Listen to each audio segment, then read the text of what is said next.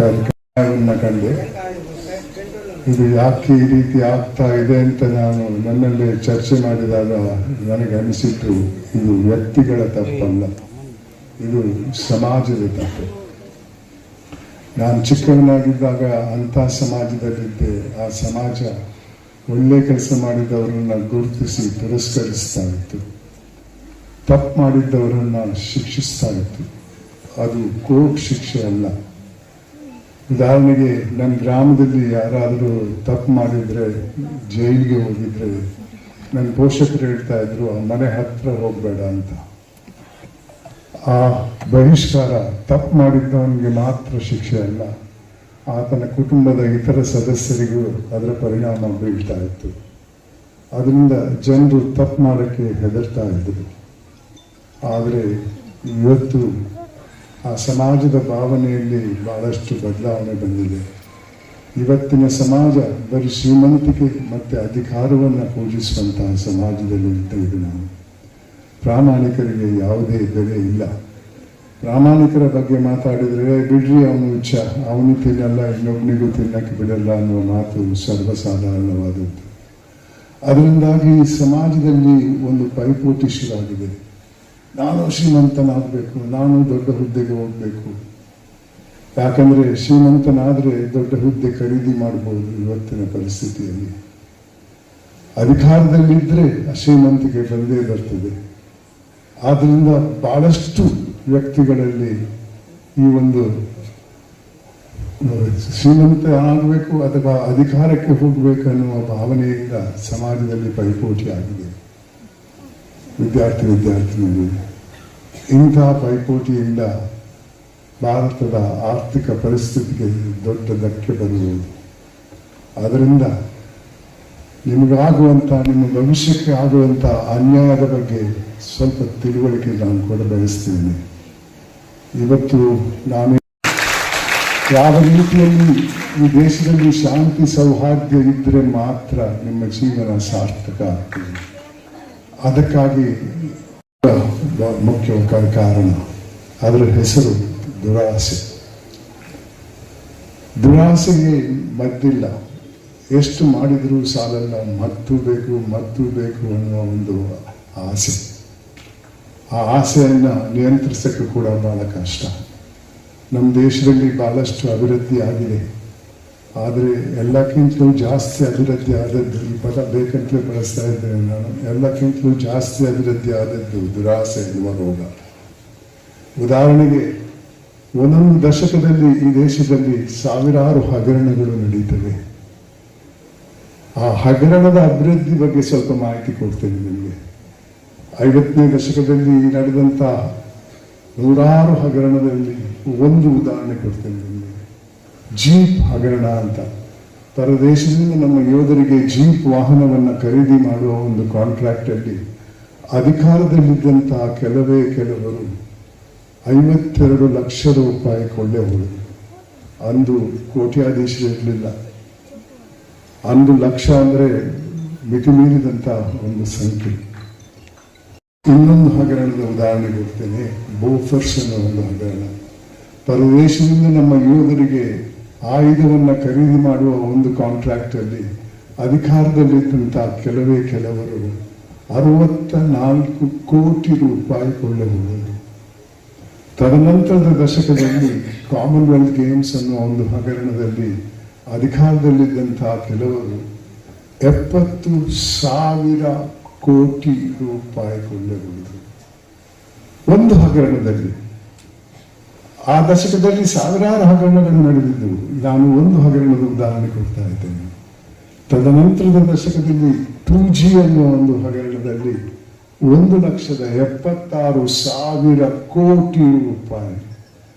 ಕರ್ನಾಟಕ ಸರ್ಕಾರದ ಒಂದು ವರ್ಷದ ಬಜೆಟ್ 7 ಕೋಟಿ ಜನಸಂಖ್ಯೆ, 4 ಲಕ್ಷ ಸರ್ಕಾರಿ ನೌಕರರಿಗೆ ಮೀಸಲಾಗಿಟ್ಟಂತಹ ಹಣ ಮೊನ್ನೆ ಫೆಬ್ರವರಿಯಲ್ಲಿ ಕೊಟ್ಟಿದ್ದಾರೆ 1,90,000. ಒಂದು ಹಗರಣದಲ್ಲಿ 1,86,000 ಕೋಟಿ ರೂಪಾಯಿ ಕೊಳ್ಳೆಹೊಡೆದರು. ತದನಂತರ ಕೋಲ್ಗೇಟ್ ಅನ್ನೋ ಒಂದು ಹಗರಣದಲ್ಲಿ 1,86,000 76,000 ಇದು 1,86,000. ಇಷ್ಟೊಂದು ಹಣ ಸೋರ್ಕೊಂಡು ಹೋದರೆ ಯಾವ ರೀತಿಯಲ್ಲಿ ಅಭಿವೃದ್ಧಿ ಆಗಕ್ಕೆ ಸಾಧ್ಯವಿದೆ? ಸ್ವಲ್ಪ ಲೆಕ್ಕ ಹಾಕಿ. 1985ರಲ್ಲಿ ಅಂದಿನ ಪ್ರಧಾನಮಂತ್ರಿ ದಿವಂಗತ ರಾಜೀವ್ ಗಾಂಧಿಯವರು ಬಹಿರಂಗವಾಗಿ ಹೇಳಿದಂತಹ ಮಾತು. ಅಂದು 1985ರಲ್ಲಿ ಸರ್ಕಾರ ಅಭಿವೃದ್ಧಿಗೆ ಕೊಟ್ಟಂತಹ ₹1 ಕೊನೆ ಹಂತಕ್ಕೆ ಹೋದದ್ದು 15 ಪೈಸೆ ಮಾತ್ರ.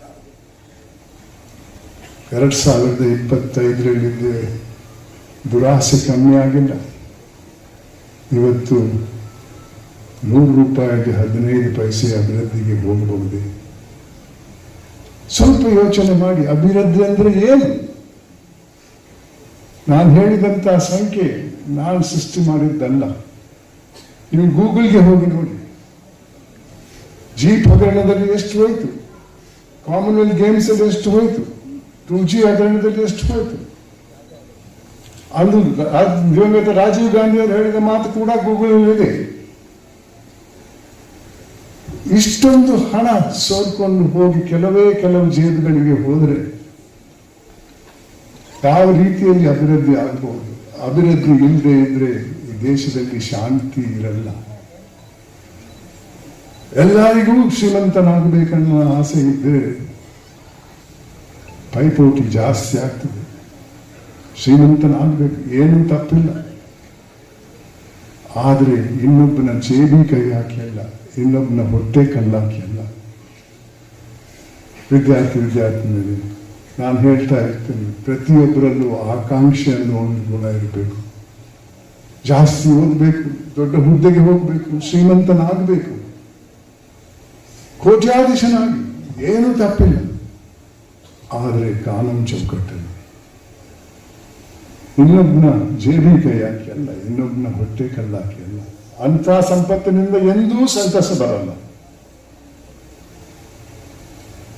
ಇತ್ತೀಚೆಗೆ ನೀವು ಪೇಪರಲ್ಲಿ ಓದಿರ್ಬೋದು, ಒಬ್ರು ಸಿನಿಮಾ ಸ್ಟಾರು ಮತ್ತೆ ಬೇರೆ ಕೆಲಸದಲ್ಲಿದ್ದಂಥ ರಾಣಾ ಅಂತ ಒಬ್ಬರು ಮಹಿಳೆ ಬಂಗಾರದ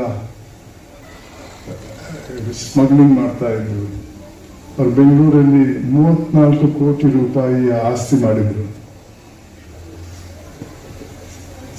ಅದನ್ನ ಇನ್ವೆಸ್ಟಿಗೇಟಿಂಗ್ ಏಜೆನ್ಸಿ ಅವರು ಜಪ್ತಿ ಮಾಡಿದ್ದಾರೆ. ಆ ಆಸ್ತಿ ವಾಪಸ್ ಆಕೆಗೆ ಹೋಗಲ್ಲ, ಯಾಕಂದ್ರೆ ಅದಕ್ಕೆ ತೆರಿಗೆ ಕಟ್ಟಿಲ್ಲ, ಅದು ಬಂದದ್ದನ್ನು ಇನ್ಕಮ್ ಟ್ಯಾಕ್ಸ್ಗೆ ಡಿಕ್ಲೇರ್ ಮಾಡಿಲ್ಲ. ಆ ಎರಡೇ ತಪ್ಪಿಗಾಗಿ ಆ ಆಸ್ತಿಗಳೆಲ್ಲ ಸರ್ಕಾರಕ್ಕೆ ಹೋಗ್ತದೆ. ಅದೇ ರೀತಿ ಒಂದು 5 ತಿಂಗಳ ಹಿಂದೆ ಟಿವಿಯಲ್ಲಿ ಕಂಡು ಒಬ್ಬ MP ಮನೆ ದಾಳಿ ಮಾಡ್ತಾರೆ. ಅಲ್ಲಿ 252 ಕೋಟಿ ರೂಪಾಯಿ ಕಂತೆ ಕಟ್ಟಿ ಕಬಾಟಲ್ಲಿಟ್ಟಿದ್ದನ್ನು ತೋರಿಸ್ತಾರೆ. ಅದನ್ನು ಜಪ್ತಿ ಮಾಡ್ತಾರೆ. ಅವ್ರಿಗೆಂತ ನಿದ್ರೆ ಬರ್ತದೆ? ಅಕ್ರಮವಾಗಿ ಪಡೆದಂತಹ ಸಂಪತ್ತನ್ನ ಬ್ಯಾಂಕಲ್ಲಿ ಇಡಕ್ಕಾಗಲ್ಲ. ಇನ್ನೊಬ್ಬನ ಮನೆಯಲ್ಲಿಟ್ಟರೆ ಅವನು ವಾಪಸ್ ಕೊಡಲ್ಲ. ಏನ್ ಪ್ರಯೋಜನ? ಅದಕ್ಕಿಂತ ಇದ್ದದ್ರಲ್ಲೇ ಸಂತಸ ಪಡೆದರೆ ಒಳ್ಳೆ ನಿದ್ದೆ ಬರ್ತದೆ. ಇವಾಗಲೇ ಹೇಳಿದಂಗೆ ಬರೀ ಕೆಲಸ ಸಿಕ್ತು ಇನ್ನೇನು ಬೇಡ ಸನ್ಯಾಸಿ ಆಗ್ತೇನೆ ಅಂತಲ್ಲ, ಆಕಾಂಕ್ಷೆ ಇರಬೇಕು. ಆಕಾಂಕ್ಷೆಯನ್ನು ಪೂರೈಸುವ ಪ್ರಯತ್ನ ಮಾಡಬೇಕು. ಆದರೆ ಮೋಸ ಮಾಡಿಲ್ಲ. ವಿದ್ಯಾರ್ಥಿಗಳಿಗೆ ಎಂತಹ ಸಮಾಜದಲ್ಲಿದ್ದೇವೆ ಇವತ್ತು ನಾವು.